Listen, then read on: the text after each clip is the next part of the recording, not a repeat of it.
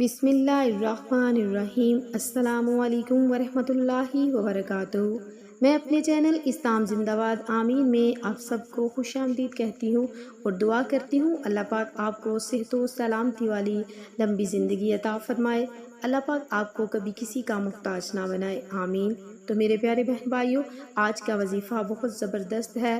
فجر کی نماز کے بعد یہ 5 لفظ پڑھیے، انشاءاللہ 500 مصیبتیں ٹل جائیں گی، 500 پریشانیاں دور ہوں گی، 500 حاجات آپ کی پوری ہوں گی انشاءاللہ۔ قرآن پاک کے یہ 5 الفاظ فجر کی نماز کے بعد پڑھ لیں یا دن میں کسی بھی وقت پڑھ لیں، گھر سے باہر جاتے وقت پڑھ لیں، دکان میں پڑھ لیں، اپنے کاروبار والی جگہ پر بیٹھ کر پڑھ لیں، خواتین گھر میں کام کرتے وقت، کچن میں کام کرتے وقت پڑھ لیں، انشاءاللہ تعالیٰ پریشانیاں مصیبتیں ٹل جائیں گی، تمام بیماریاں ٹل جائیں گی، دل کی تمام مرادیں پوری ہوں گی، تمام حاجات پوری ہوں گی، گھر میں برکت ہوگی، رزق میں خوب فراوانی ہوگی۔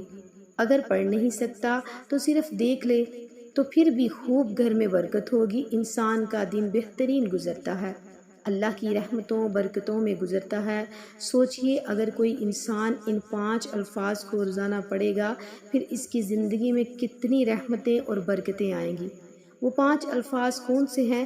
اس سے پہلے آپ سے چھوٹی سی گزارش ہے کہ اگر آپ میرے چینل پر نئے ہیں تو میرے پیارے بہن بھائیوں چینل کو ضرور سبسکرائب کر دیجیے گا اور ساتھ بیل آئیکن کو پریس کر دیں تاکہ میری آنے والی ہر نیو ویڈیو کی نوٹیفیکیشن آپ کو بآسانی مل سکے۔ جزاک اللہ۔ تو میرے پیارے بہن بھائیوں وہ 5 الفاظ کون سے ہیں؟ کا، ہا، یا، عین، صاد۔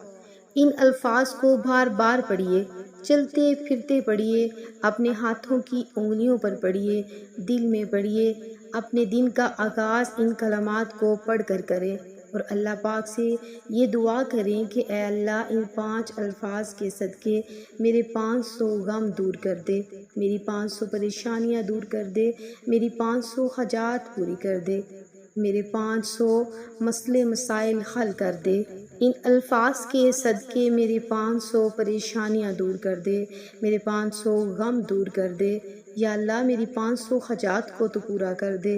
اب اللہ سے ان 5 الفاظوں کو پڑھ کر گڑ گڑا کر انتہائی عاجزی و انکساری سے دعا مانگے، انشاءاللہ آپ کی تمام دعائیں قبول ہوں گی۔